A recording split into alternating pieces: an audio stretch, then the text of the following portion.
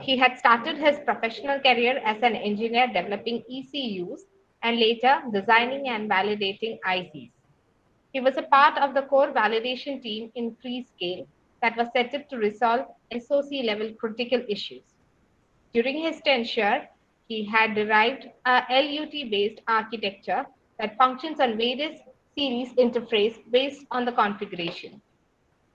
He has been awarded Achiever of the Quarter for successful execution of the turnkey project. Also, he has received Business Excellence Award and Champion Awards for winning new businesses. He left Sunskin to lead a startup, Space, before joining Tata Elxsi. He was heading the chip design practice in Tata Elxsi and was highly successful in turning around a bleeding practice to a profitable business driving changes and growth. Ganesh is well experienced in corporate strategy and business leader with proven track records of turning around business towards high growth. Now I welcome Mr. Ganesh to take it ahead. Hi, thank you, Ms. Teresa. Am I clearly audible? Yeah. Okay, thank you. Good afternoon, everyone. Thanks a lot for the dignitary hosts who have spoken till now. It was a personal learning session for me. I must truly admit that. We go to various places to understand the strategy of a corporate and how to compete. But when the director of IIT, when you spoke, detailing about the correlations between 99% of the gold medalists, the proportionate between them as well as the 99% of the highly reputed universities, it was really an eye opener. For me at least, that's actually triggering a lot of thoughts in my mind. You also spoke about the benefits of the three major pillars coming together in terms of the industry, in terms of the defense, in terms of the university. So I think that's a very apt way to say that how together we as a team have the responsibility to build this nation, and that precisely sets the whole premises of what we are discussing here. And in fact, I must say thanks to Mr. Dayanand when he spoke about in his lecturing about the 5 I's. That's something which I am going to take it from him as a takeaway and going to deploy in my.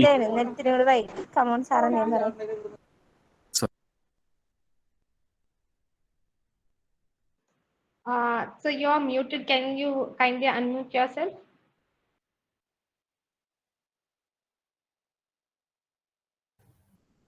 Sorry, is this okay now?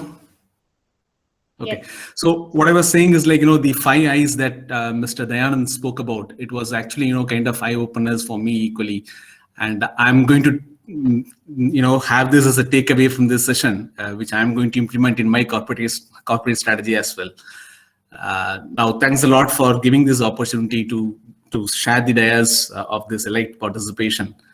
I'm not the most qualified person to talk about entrepreneurship, having been a part of the corporate, but as rightly said by the director of IIT, I come from the industry. So that is anyhow, there is one representation of the 3 pillars. See, when we look at entrepreneurship, we basically look them as more of like the nation builders. They are the assets to the nation, and the micro, small, and medium enterprise, we often call them as the backbone of the nation as well. When I look at the contribution of MSMEs to the GDP of the nation, it is nothing less than 33%. And 50% of the total India's export is being contributed by MSME sector. So in no which way it is a sector which is starting up or coming up. It is actually contributing more than many of us, in terms of the export and the GDP, I must say. With all these, and in fact, the MSME's participation is heavily in terms of the rural upliftment.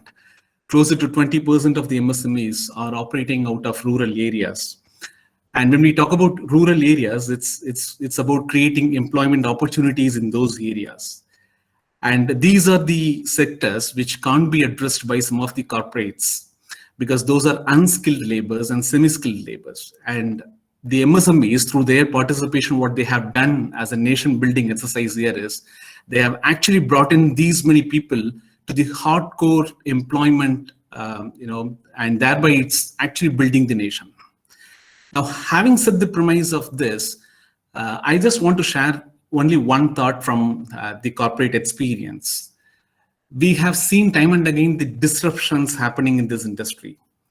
The entrepreneurs are either leading the disruptions or they are at the very core part of the disruption. When we talk about disruption not in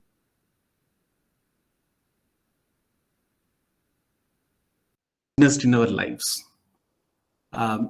Emails, WhatsApp, these have actually disrupted the way how we have been communicating in our golden days.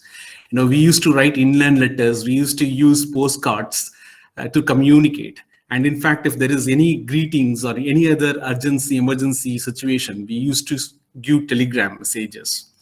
And those have been thoroughly disrupted by the emergence of emails, by the emergence of social medias. Now, I doubt if any of us use any of these, the old ways of communication.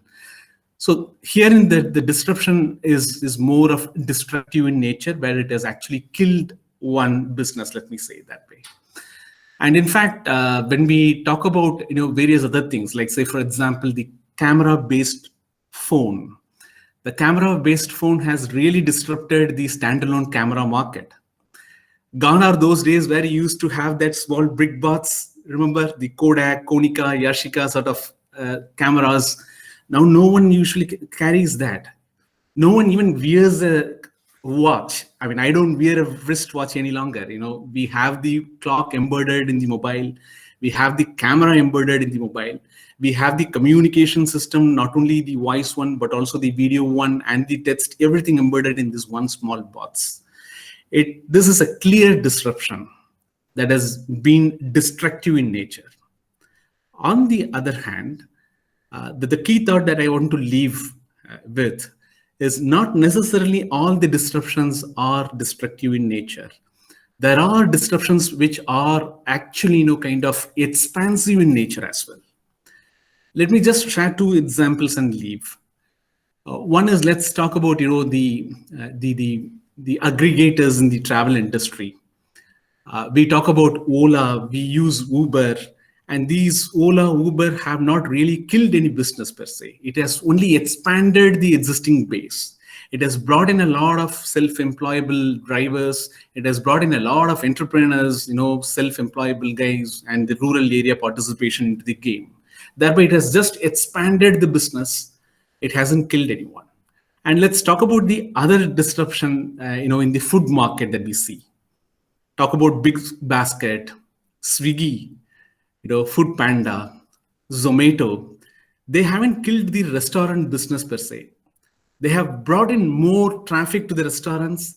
They have increased the participation of people like, the rural people like me and various other guys, who are also the consumers, who are also participants.